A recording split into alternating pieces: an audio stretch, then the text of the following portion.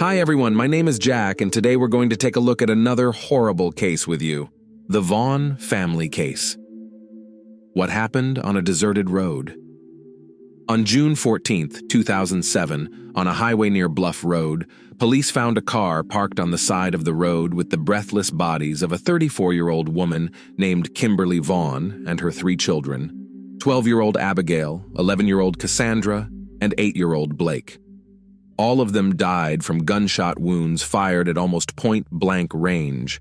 The only survivor, the head of the family named Christopher Vaughn, was only lightly wounded. He claimed that he was shot by his wife, who, in his opinion, took the lives of their children and settled the score. However, Christopher could not say anything concrete, because he allegedly had a sudden memory lapse. The case was investigated for 5 years before the final verdict was handed down, but some people to this day doubt the justice of the verdict. The story is still a hot topic on popular television talk shows, raising a lot of questions, and we'll try to get to the bottom of it all from the beginning. Kimberly Phillips and Christopher Vaughn. The couple lived together for more than a decade, raised 3 children, and their family seemed happy and friendly from the outside. Kimberly Vaughn, maiden name Phillips, was born in a small town of St. Charles, Missouri, in December 1972. She grew up in a fairly well-to-do family, where in addition to her were 2 daughters, Jennifer and Elizabeth. By the way, Jennifer was the twin sister of our heroine. The Phillipses did not save on education and all-round development of their daughters. Kimberly, along with her sisters, attended a prestigious school and actively engaged in sports. She had many friends who spoke about the girl as an open, responsive, and very sociable person. Christopher Vaughn was born in the same state of Missouri, but in the neighboring city of St. Louis in September 1974. He was one of 3 sons in a rather modest but very friendly family. In his school years, the young man was seriously engaged in soccer, loved hiking, camping, and family trips out of town. The couple met in the early 90s, and almost immediately a romantic relationship began between them. Kimberly's parents from the very beginning opposed this union because the chosen one of their daughter was a few years younger than her, did not yet have a stable job. In addition, as already mentioned, grew up in a modest, if not to say, poor family. But the young people were so in love with each other that they did not want to listen to anyone. Soon, Kimberly became pregnant, and in the summer of 1994, the couple married. At the time of the wedding, the groom was not yet 20 years old, and the bride was only a couple of years older than him. However, they both seemed quite ready for family life. Their daughter Abigail was born 4 months after the wedding, in October of the same year. Just a year later, the couple had a second daughter, whom they named Cassandra, and another 3 years later, their youngest son, Blake, was born. The first years of family life of the spouses were harmonious and happy. Young people were in love, made great plans for the future, raised their children, and arranged their household. All their children were talented, drew well, actively engaged in various sports, were fond of music, and played in the school drama theater. Kimberly was a homemaker and was busy raising her heirs. She was the head of the PTA in her school class, and the young woman was also the leader of the scout troop, which included all of her children. The head of the family, meanwhile, founded and grew his own small cybersecurity company. A few years after the wedding, the family moved to Washington State, and in early 2000, they settled in a small town in Illinois where they could afford to buy their own spacious house. Then, Kimberly decided to get a law degree and enrolled in one of the local universities. She received her diploma just a month before the tragedy. At first glance, this family seemed happy and strong, but few people knew that soon after the move, the relationship of the spouses became strained. Christopher often traveled to another state for work, where he began an affair with a woman named Jill. This relationship lasted for about 1 year, and one day Kimberly became aware of it. A serious scandal broke out in the family. The husband and wife distanced themselves from each other, and it was going to divorce. But having weighed all the pros and cons, the couple decided to keep the marriage for the sake of their children. Husband and wife tried their best to pretend that everything was fine, but the tension between them gradually increased. Kim no longer trusted her chosen one, jealous of him, and constantly suspected of cheating, as it would later turn out, not unreasonably. On the nervous ground, the young woman began to have health problems. She suffered from anxiety, migraines, insomnia, and problems with blood pressure. Kimberly was forced to seek medical attention and was prescribed several types of medications to alleviate her condition. She took them continuously for about a year and also went to sessions with a psychologist, to whom she told about the problems in her family. But despite this, Kimberly remained sociable, friendly, and active. Her husband, however, was described by others as a withdrawn introvert who never expressed much emotion. A fateful trip. In June 2007, on the eve of their 13th wedding anniversary, the couple decided to organize a family trip to an amusement park in Springfield, Illinois. Christopher chose the place, and the rest of the family members supported his idea. So, in the early morning hours of June 14th, the whole family, after settling into their SUV, hit the road. A few hours later, the bloodied head of the Vaughn family was picked up by a passing car while wandering along the highway. Christopher was wounded in the leg. He calmly reported that he was shot by his wife, but could not add anything else, because he allegedly had a sudden lapse in memory. According to the victim, he and his family were driving to an amusement park, but his wife got carsick in the car and asked him to stop. He pulled over to the side of the road and got out of the passenger compartment to check the roof rack. Then he heard a gunshot, and after that everything happened like a horror movie. Christopher realized that his wife had fired, saw blood running down his leg, and ran away, comatose and oblivious to the children in the cabin, until he was picked up by a random car. Christopher was unable to pinpoint where his SUV had been left, but police tracked it down almost immediately. They found 4 bodies in the car with gunshot wounds. Each had been shot twice, except Kimberly, who had been killed with a single shot to the head. Christopher admitted that he had a gun at home, which had probably been loaded and carried by his wife. In Christopher's opinion, she was the one who took the lives of their children, shot him, and afterward settled the score with her life.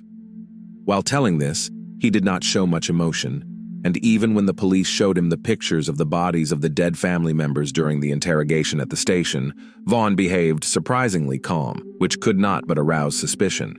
Kimberly's parents learned of their daughter and grandchildren's tragedy from a tactless reporter who called them at home and began asking about their son-in-law and whether he might have harmed their loved ones. In the initial interrogations, everyone claimed that Christopher could not have massacred his own family, and there was probably someone else on the road who committed the crime. However, the police officers who saw the crime scene had a different opinion on the matter from the beginning. They stated that the crime was purely domestic in nature, so no one other than family members were suspected of being involved in the case. At the same time, no specific names of suspects were initially given either. During subsequent interrogations, the surviving head of the family did not recall any new details, but already confidently stated that his wife could have done it all, killed the children, wounded him, and then shot herself. Christopher believed that the pills she had been taking for the past year were to blame, as well as the crisis in the relationship because of his infidelity, which they could not overcome. Vaughn wrote off the loss of memory as shock, and for the same reason he did not immediately call the police or the emergency services, but just rushed away, not noticing the pain in his wounded leg. His words sounded unconvincing, but that wasn't enough to take Christopher into custody. The family's home was searched, and the couple's laptops were seized for inspection. While the preliminary investigation was underway, Christopher remained at large and was busy organizing the funeral of his wife and children. The funeral ceremony was scheduled for June 23rd and was held in one of the city's funeral homes. A large number of people came to pay their last respects, and almost all of them noticed the tension between the Vaughn and Phillips families. Soon a police car pulled up to the building, and just before the funeral service began, Christopher was arrested on charges of murdering his family. He himself behaved calmly and went silently with the police, but his parents were quite outraged at what was happening. They lamented the fact that their son was not even allowed to say goodbye to his wife and children, while his guilt had not yet been proven. As this difficult case had already received a lot of press coverage, Members of the Vaughn family suggested that Christopher's arrest at the funeral was done in order to attract even more public attention. At the same time, the Phillips family was quite happy about this turn of events. Kimberly's mother said in an interview that she was glad that her daughter was cleared of suspicion of a crime against her own children. From the very beginning, the investigation doubted the veracity of Christopher's words, but he stubbornly wrote off everything on a sudden lapse in memory and claimed that he could not reconstruct the chronology of events, but he was sure that it was his wife who committed this terrible crime. He was just lucky because the bullet hit only the soft tissues of the thigh without hitting the large vessels.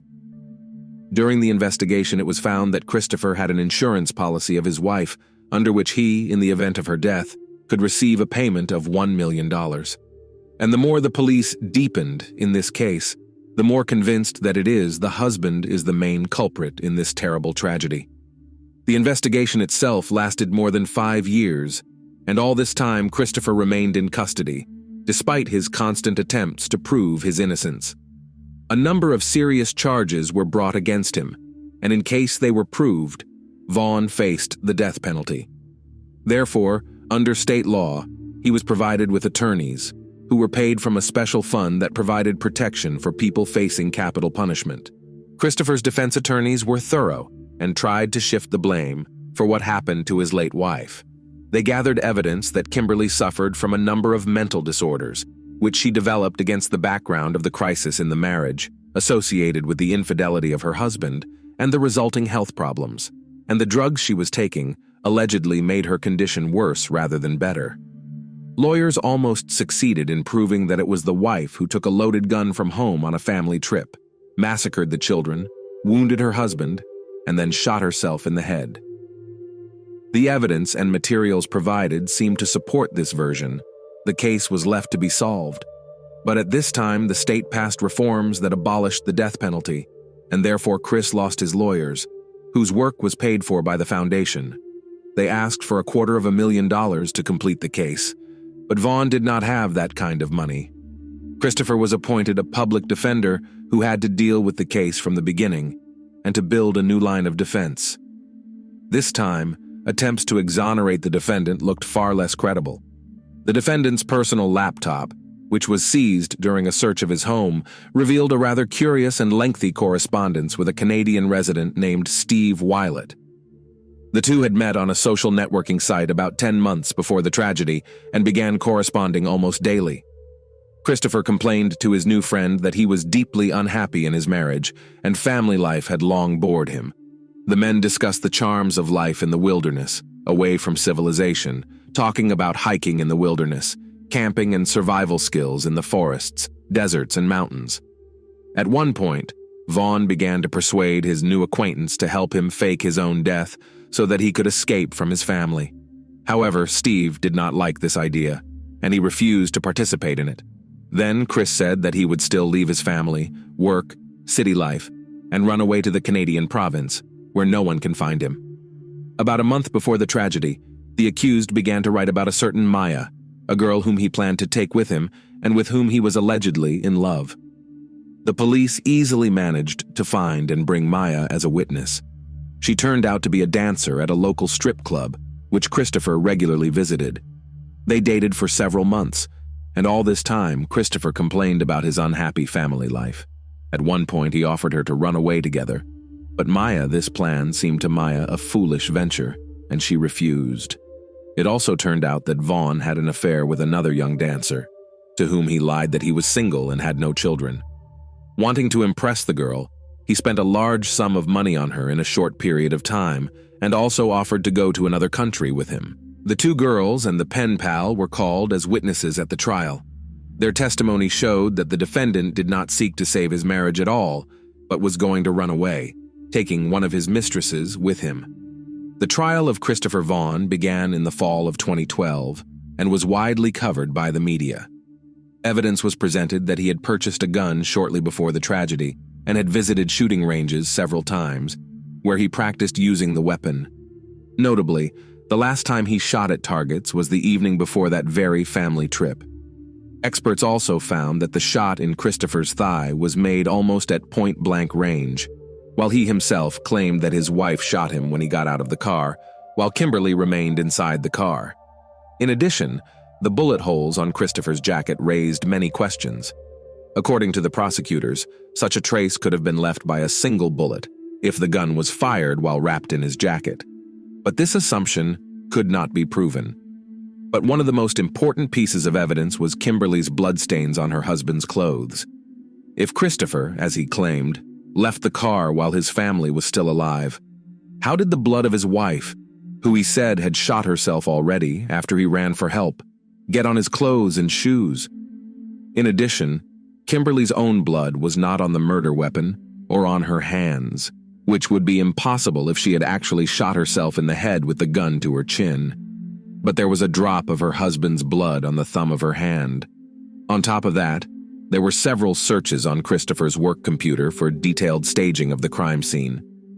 Kimberly's physician also testified at the trial, stating that the young woman suffered from insomnia, headaches, and high blood pressure, for which she was prescribed a number of medications, but that she had no bad thoughts or desire to harm herself or others. The defendant was found guilty on each of the counts charged. For such a horrific crime, Christopher was sentenced to 4 life sentences, 1 for each family member, with no possibility of ever being released.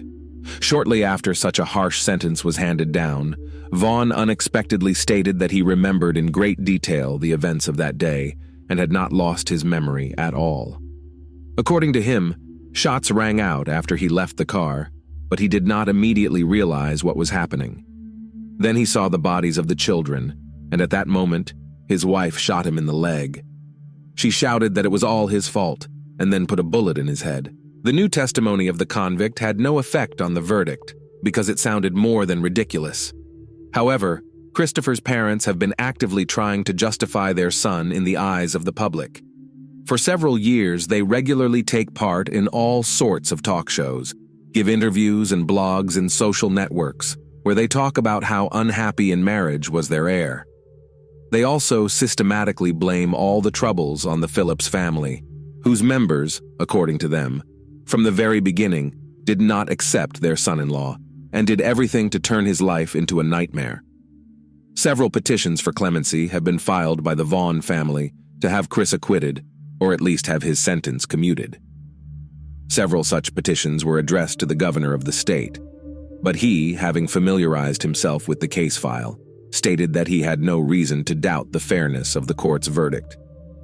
He called the murder of an entire family, moreover his own, the most horrible crime a person can commit, and no leniency or justification in this case is out of the question.